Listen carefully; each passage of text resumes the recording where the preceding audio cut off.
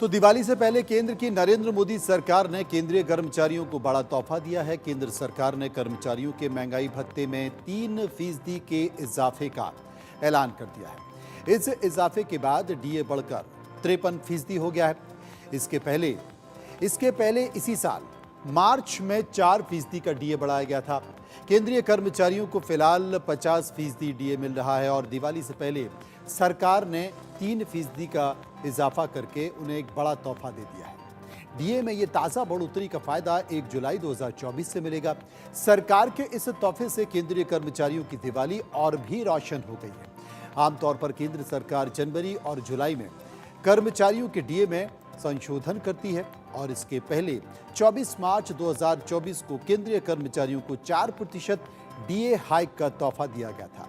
इस इजाफे के साथ ही कर्मचारियों को मिलने वाला महंगाई भत्ता 46% से बढ़ाकर 50% कर दिया गया। अब ताज़ा बढ़ोतरी के बाद ये बढ़कर 53% हो गया है। मोदी सरकार द्वारा महंगाई भत्ते में किए गए इजाफे के बाद अब केंद्रीय कर्मचारियों को 3 महीने का एरियर भी मिलेगा। इसके तहत कर्मचारियों को मिलने वाली अक्टूबर की सैलरी में जुलाई, अगस्त और सितंबर महीने का एरियर भी जुड़ जाएगा।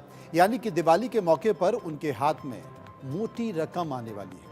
आपको बता दें कि कर्मचारियों को मिलने वाले डीए की गणना अखिल भारतीय उपभोक्ता मूल्य सूचकांक यानी कि AICPI से संबंधित होती है, जो बीते 12 महीनों में रिटेल इन्फ्लेशन को ट्रैक करता है।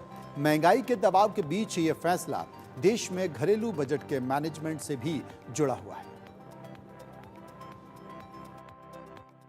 आज कैबिनेट ने डीए और पेंशनर्स के लिए डीएनएस रिलीफ इसको 3% बढ़ाया है और total 9,448 crore annually 9,448 crore annually हमारे सेंट्रल गवर्नमेंट के एम्प्लॉयज के पे चेक में ऐड होगा।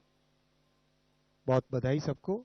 इसका कैलकुलेशन वगैरह सब स्टैंडर्ड एक फॉर्मूला से होता है, all India consumer price index for industrial workers, उसके हिसाब से इसका कैलकुलेशन होता है। तो दिवाली से पहले सभी केंद्र सरकार के सभी कर्मचारियों को हार्दिक अभिनंदन और बधाई।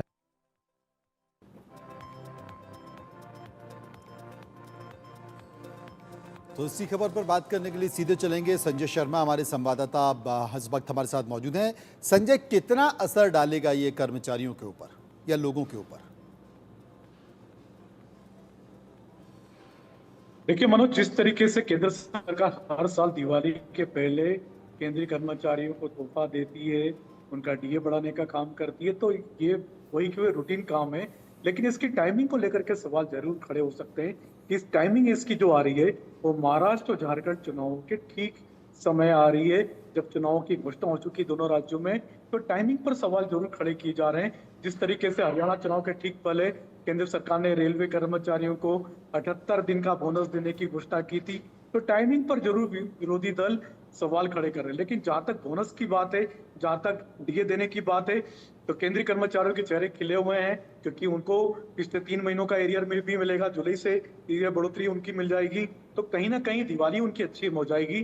तो केंद्रीय कर्मचारियों के चेहरे खिले हुए हैं और वो इस बात का इंतजार भी कर रहे थे। पिछली 3 कैबिनेट की बैठकों में यह प्रस्ताव भी आया था डीए बढ़ाने का, लेकिन केंद्र सरकार चाहती थी कि हम इसका फैसला ठीक दिवाली के ठीक पहले करें। तो दिवाली के पहले आज कैबिनेट की बैठक में इस बात का फैसला हो गया है। केंद्रीय कर्मचारियों को तोहफा दे दिया गया दिवाली का, और इसका फायदा केंद्रीय कर्मचारियों को भी मिलेगा, पेंशनर्स को भी मिलेगा। जी, बहुत बहुत शुक्रिया करेंगे संजय शर्मा।